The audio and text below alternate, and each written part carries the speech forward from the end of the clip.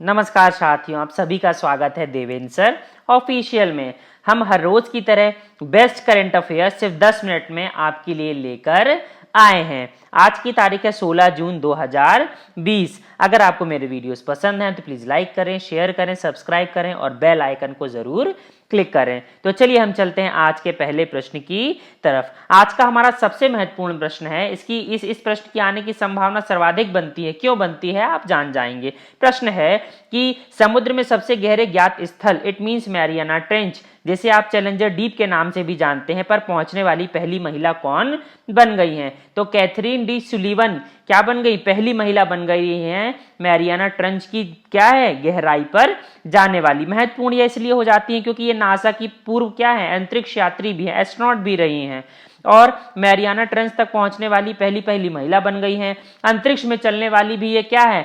First USA women है। मैं फिर से रिपीट कर रहा हूं, अंतरिक्ष में चलने वाली ये पहली महिला अमेरिकी हैं। साथ ही साथ देखिए एक और वर्ल्ड रिकॉर्ड बना है कि वॉक इन स्पेस के लिए और दुनिया के सबसे गहरे बिंदु तक उतरने वाली पहली व्यक्ति बन गई। याद रखिएगा यहाँ पे महिला नहीं लिखा है, यहाँ पर व्यक्ति लिखा है। इट मींस मेल और फीमेल दोनों मिलाकर।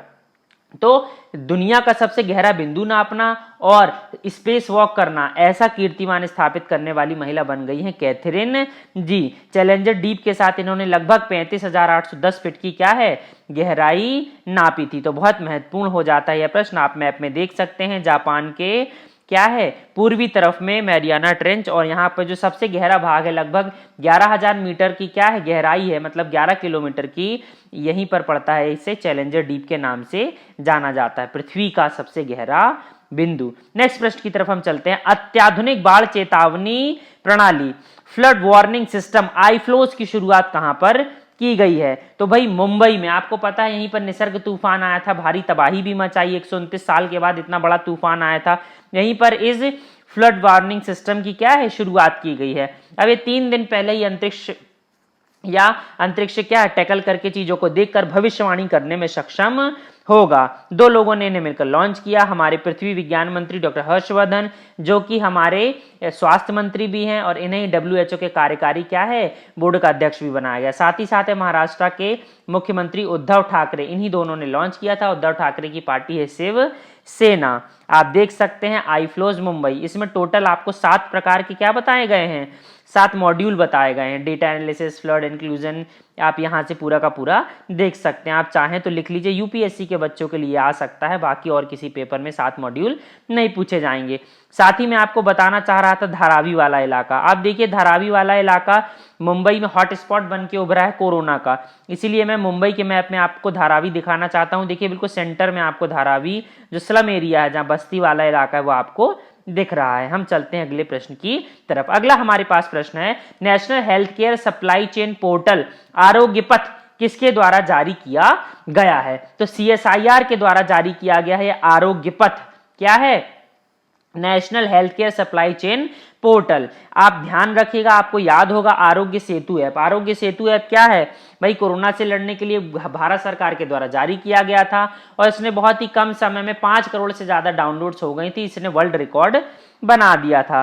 तो यहां पर CSIR के द्वारा आ रहा है आरोग्य पथ ऐप, और ये आप देख सकते हैं आरोग्य पथ ऐप। और इसके अलावा जो सबसे ज्यादा डाउनलोड किया गया ऐप, 5 करोड़ डाउनलोड हो गया था, वो था आरोग्य सेतु ऐप। तो ध्यान रखिएगा, दोनों एक ही जैसे नाम है ना। हम अगले प्रश्न की तरफ चलते हैं। भारत के अटॉर्नी जनरल के वेणुगोपाल को कितने साल का क्या है सेवा विस्तार दिया गया है? तो भाई आपको पता है 3 साल के लिए क्या है यहाँ पे ये अपॉइंटमेंट की गई थी अटॉर्नी जनरल ऑफ इंडिया की। अब 3 साल 2017 में नियुक्ति हुई थी, तो 30 जून 2019 में 3 साल कंप्लीट हो रहे थे। तो 1 साल के लिए और सरकार ने क्या कर दिया है, इनका कार्यकाल के वेणुगोपाल जी का बढ़ा दिया है। के वेणुगोपाल जी के पहले कौन थे हमारे अटॉर्नी जनरल? मुकुल रोहतगी। बहुत महत्वपूर्ण है, आपने देखा बहुत बड़े बड़े केसेस सुप्रीम कोर्ट में आए और सरकार का पक्ष रखने के लिए के वेणुगोपाल बहुत ही अच्छे से क्या है इन्होंने सरकार का पक्ष रखा और सुप्रीम कोर्ट को और जनता को सरकार की बातों में मनवा दिया। हम चलते हैं अगले प्रश्न की तरफ। अगला प्रश्न है, 2016 की लोकप्रिय film MS Dhoni the untold story में धोनी की भूमिका निभाने के लिए खासे प्रसिद्ध किस अभिनेता का हाल फिलहाल में निधन हो गया है? तो भाई बहुत ज्यादा लोग फेमस इनको पसंद भी कर रहे थे, जहां तक मैंने देखा फीडबैक के अनुसार। बॉलीवुड अभिनेता सुशांत सिंह राजपूत, जो एमएस धोनी का इन्होंने किरदार निभाया था। धोनी की लाइफ स्टोरी गरीब क्या है, घर से आती है, वो टीटी की नौकरी करते हैं, फिर धीरे धीरे बढ़ के इंटरनेशनल सेलिब्रिटी बनते हैं। देखिए ऐसे ऐसे किरदार को निभाने वाला व्यक्ति सुशांत सिंह खुद क्या है, डिप्रेशन का शिकार हुआ है कि आत्महत्या हुई है कि किसी ने मारा है, अभी अच्छे से चीजें पता नहीं चली हैं। जैसा होगा अपन बात करेंगे। अपना यहाँ पर काम है उन प्रश्नों को देखना जिनसे प्रश्न बनने की संभावना बनती है। आपसे प्रश्न यही पूछा जाएगा कि धोनी का किरदार किसने निभाया था? तो सुशांत सिंह ने निभाया था। 2013 में काई पोचे फिल्म से इन्होंने शुरुआत करी थी। एक टीवी शो आता था पवित्र रिश्ता, काफी लोकप्रिय थे इसमें।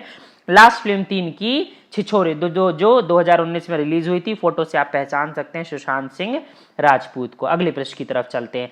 बिहार सरकार के द्वारा बिहार खादी का ब्रांड एम्बेसडर किसे बनाया गया है? तो आपको पता होगा प्रसिद्ध बॉलीवुड अभिनेता है पंकज त्रिपाठी, आप देख सकते हैं ना। एक अलग ही इनकी क्या है टेक्निक, अलग ही प्रेजेंटेशन है, जिनके लिए लोग इन्हें पसंद करते हैं, पंकज त्रिपाठी को।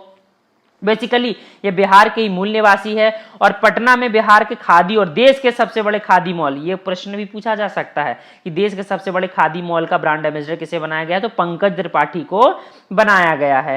राज्य की मधुबनी खादी को भी पूरे के पूरे देश में प्रचार प्रसार की जिम्मेदारी इन्हीं के हाथ में होगी। बिहार के राज्यपाल है फागू चौहान और मुख्यमंत्री नीतीश कुमार। अगले प्रश्न की तरफ हम चलते हैं। यूटीआई म्यूचुअल फंड ने अपना मुख्य कार्यकारी अधिकारी चीफ एग्जीक्यूटिव ऑफिसर सीईओ किसे नियुक्त किया है? तो यूटीआई ने अपना नया सीईओ बनाया है इम्तियाजुर रहमान को। मैं फिर से रिपीट कर रहा हूं, इम्तियाजुर रहमान बहुत महत्वपूर्ण है। यूटीआई 1998 में यह रहमान जी क्या इसमें शामिल हुई। तो लियोपुरी का 5 साल का कार्यकाल तक खत्म हो गया था, उसी की जगह पर अब आए हैं रहमान जी। लियोपुरी कई बार मैंने देखा प्रश्न बहुत सारे पेपरों में बना है, तो अभी इम्तियाजुर रहमान का भी प्रश्न बनना चाहिए। फोटो में आप देख सकते हैं रहमान जी को, साथ में यूटीआई का लोगो। हम चलते हैं अगले प्रश्न की तरफ। अगला प्रश्न है, किस रेलवे जोन के द्वारा एक आर्टिफिशियल इंटेलिजेंस सक्षम रोबोट कैप्टन अर्जुन लॉन्च किया गया है? तो भाई एआई बेस्ड एक रोबोट है कैप्टन अर्जुन, ये लॉन्च किया गया सेंट्रल रेलवे है ना, भारतीय रेल का ही जो एक क्या है जोन है उसके द्वारा। बहुत महत्वपूर्ण हो जाता है। यह क्या करेगा भाई, यात्रियों को तेजी से स्क्रीनिंग करेगा, उसकी इंटेंसिटी को नापेगा, साथ ही साथ जो असामाजिक तत्व दिख जाते हैं रेलवे प्लेटफॉर्म में आसपास में उनको भी चेक करने की कोशिश करेगा। इसमें मोशन सेंसर लगे हुए हैं, एक कैमरा लगा हुआ है और एक ड्रोन कैमरा भी की भी व्यवस्था की गई है। तो बहुत महत्वपूर्ण हो जाता है कैप्टन अर्जुन। आप देख सकते हैं छोटा सा रोबोट है, ताकि आपको याद होने में आसानी हो जाए। टीटी टाइप की इसको क्या है, टीसी टाइप की इसको ड्रेस भी पहनाई गई है। आप देख सकते हैं सेंट्रल जोन का मुंबई वाला इलाका, इसका जो हेडक्वार्टर है वो मुंबई में ही आता है। और आपको याद होगा मैंने क्वेश्चन बताया था कि ओएचई के क्षेत्र में उच्च पहुंच वाले पैनोग्राफ के साथ डबल स्टैक कंटेनर चलाने वाला पहला रेलवे कौन बना था? तो याद रखिएगा डबल स्टैक कंटेनर चलाने वाला पहला रेलवे बना था पश्चिम रेलवे। आप देख सकते हैं फोटो में, आपको समझ में आ जाएगा। 7.57 मीटर्स की नीचे की और तार की, जो आप देख रहे हैं तार दिख नहीं रहा है जहां से इंजन को पावर मिलती, इसकी ऊंचाई है। तो बहुत महत्वपूर्ण हो जाता है ये डबल स्टैक कंटेनर वाला पश्चिमी रेलवे।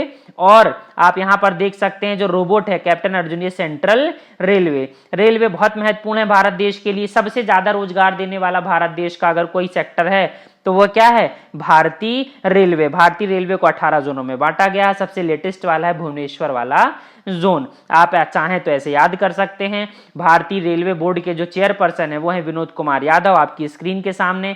साथ ही साथ है हमारे रेल मंत्री पीयूष गोयल।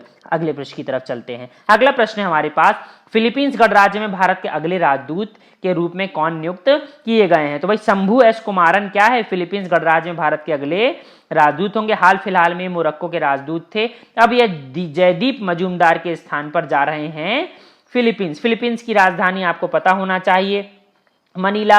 यहाँ की मुद्रा है फिलीपीन पैसो और राष्ट्रपति हैं रोड्रिगो दुतेर्ते। आप देख सकते हैं हमारे एम्बेसडर को, साथ में आप देख सकते हैं फिलीपींस की स्थिति को, इंडोनेशिया के जस्ट ऊपर बहुत सारे द्वीपों का एक समूह है। नेक्स्ट प्रश्न देखिए, किस कंपनी के निदेशक अतुल श्रीवास्तव का हाल ही में निधन हो गया है? तो सेल के क्या थे भाई, ये कार्मिक निदेशक के रूप में कार्यरत थे, पद पर रहते हुए इनका निधन हो गया। तो ये बहुत क्या है, एक खराब स्थिति होती कि कोई व्यक्ति पद में और मर जाए, है ना, मतलब अपनी बेचारा नौकरी भी पूरी नहीं कर पाया।